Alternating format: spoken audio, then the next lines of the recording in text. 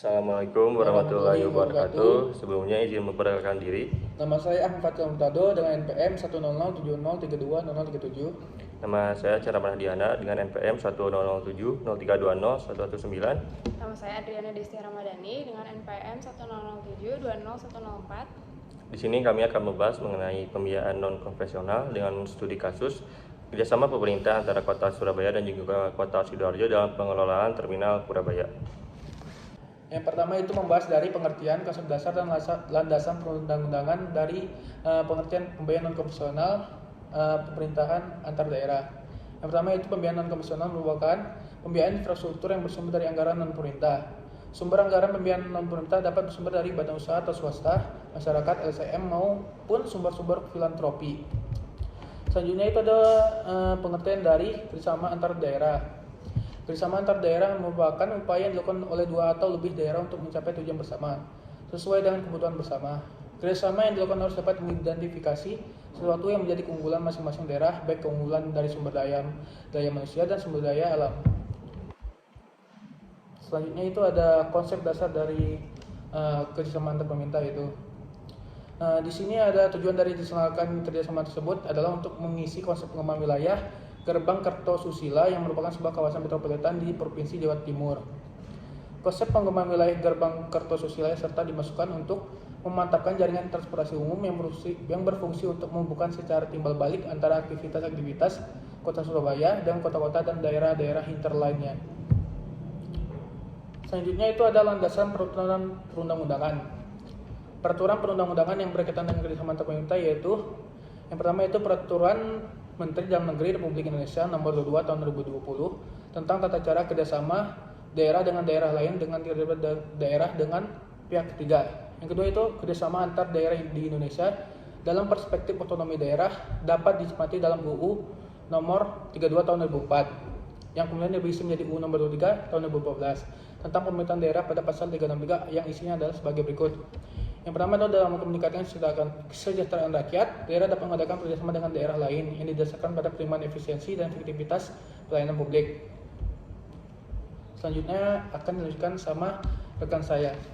Selanjutnya ada prinsip-prinsip dalam kerjasama daerah dengan daerah lain. Yang pertama ada efisiensi, yaitu upaya pemerintah daerah untuk menekan biaya guna memperoleh suatu hasil tertentu, dan juga menggunakan biaya yang sama tetapi dapat mencapai hasil yang maksimal. Kedua ada efektivitas, yaitu upaya pemerintah daerah melalui kerjasama untuk mendorong pemanfaatan sumber daya pihak secara optimal dan juga bertanggung jawab untuk kesejahteraan masyarakat. Yang ketiga ada sinergi, yaitu upaya untuk terwujudnya harmoni antara pemerintah, masyarakat, dan swasta untuk melakukan kerjasama demi terwujudnya kesejahteraan masyarakat. Yang kemudian ada saling menguntungkan, juga ada kesepakatan bersama, ada itikad baik, ada mengutamakan kepentingan nasional dan juga keutuhan wilayah negara Republik Indonesia. Kemudian ada persamaan kedudukan, ada transparan, ada keadilan, dan yang terakhir ada kepastian hukum.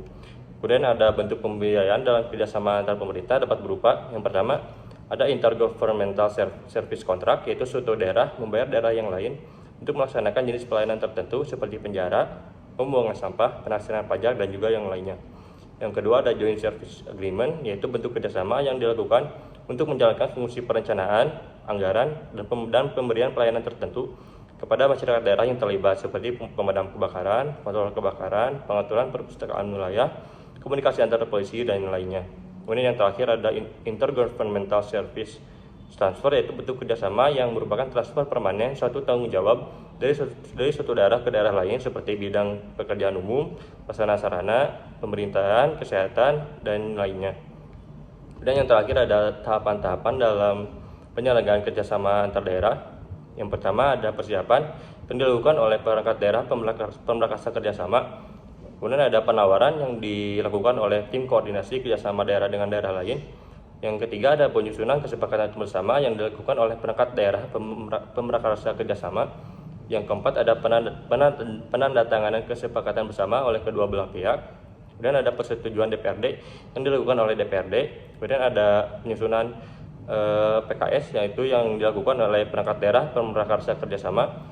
Dan ada penandatanganan PKS atau perjanjian kerjasama yang dilakukan oleh kepala daerah. Dan yang terakhir adalah pelaksanaan yang dilakukan oleh pihak yang sesuai substansi yang terdapat dalam PKS kerjasama Kemudian ada penatausahaan yang dilakukan oleh tim koordinasi kerjasama, dan yang terakhir ada pelaporan yang dilakukan oleh perangkat daerah pemberkasa kerjasama kabupaten atau kota dan juga bupati atau wali kota. Dan ada permasalahan yang sering muncul yang akan dilakukan oleh rekan saya, Adriana. Selanjutnya, untuk permasalahan yang sering muncul, terdapat beberapa faktor administratif penyebab-penyebab belum optimalnya kerjasama antar pemerintah daerah, yaitu kolaborasi antar daerah seringkali hanya merupakan media formalitas, bukan karena keinginan untuk mengambil manfaat sebesar-besarnya dari kolaborasi yang dibangun. Selanjutnya, kolaborasi antar instansi pemerintah daerah kerap kali dibentuk hanya dikarenakan oleh adanya tekanan dari suatu kebijakan yang biasanya disusun oleh instansi pusat atau yang lebih tinggi, yang pada umumnya validitas dan reliabilitasnya layak dipertanyakan. Selanjutnya, kolaborasi kerap diperkeruh oleh oknum-oknum pimpinan instansi pemerintah, perancang atau pengusul kebijakan tersebut sebagai lahan added salary tanpa mempertimbangkan berbagai faktor sensitif yang berkembang. Selanjutnya adalah contoh studi kasus. Untuk di sini contoh studi kasusnya adalah Terminal Purabaya, yaitu kerjasama antara Kota Surabaya dan Kabupaten Sidoarjo. Kota Surabaya dan Kabupaten Sidoarjo sejak tahun 2002 sudah menjalin hubungan kerjasama di berbagai bidang seperti tata ruang transportasi, sosial, lingkungan hidup, persampahan, dan lain-lain. Salah satunya adalah dalam bidang transportasi, yaitu Terminal Purabaya. Pembangunan terminal ini merupakan ide dari pemerintahan Provinsi Jawa Timur. Terminal ini berfungsi untuk memberikan pelayanan transportasi publik, baik antar kota dalam provinsi maupun antar kota antar provinsi. Terminal ini berlokasi di Desa Bungur Asi, Kecamatan Waru, Kabupaten Sidoarjo. Pembangunan terminal seluas 12 hektar ini didapat dari pinjaman pemerintah pusat dan APBD Kota Surabaya. Kepemilikan aset pemerintah Kota Surabaya dalam Terminal Purabaya dan perawatan fasilitas menjadi tanggung jawab pemerintah Kota Surabaya. Begitu juga pembenahan infrastruktur yang dioperasikan oleh UPTD Terminal Purabaya di bawah Dinas Perhubungan Kota Surabaya. Pada saat didirikan, pembagian hasil pendapatan pengoperasian Terminal Surabaya adalah 20% Kota Surabaya dan 5% Kabupaten Sidoarjo. 10 tahun berikutnya, Kota Surabaya mendapat 70% dan Kabupaten Sidoarjo mendapat 30%. Tujuan dari kerjasama ini adalah untuk memecahkan masalah transportasi publik dan memantapkan jaringan transportasi umum sebagai penghubung kota dan daerah di sekitarnya. Sekian yang dapat kami sampaikan. Mohon maaf apabila terdapat kesalahan kata. Wabillahi taufiq wal hidayah. Assalamualaikum warahmatullahi wabarakatuh.